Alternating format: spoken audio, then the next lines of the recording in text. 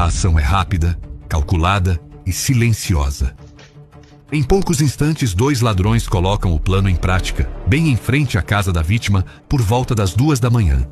Primeiro, um dos suspeitos abre o capô do veículo com o objetivo de desativar o alarme. É o mesmo homem que, logo em seguida, força a porta do lado do motorista até conseguir abri-la.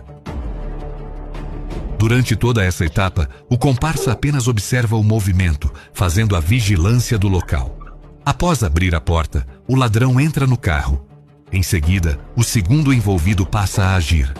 Empurra o veículo pela rua, até que mais à frente, o automóvel é ligado no tranco e levado pelos criminosos. O furto ocorreu na rua Santos Dumont, em Cajueiro Seco, Jaboatão dos Guararapes. O veículo é um Fiat Uno de placa KHS0J09.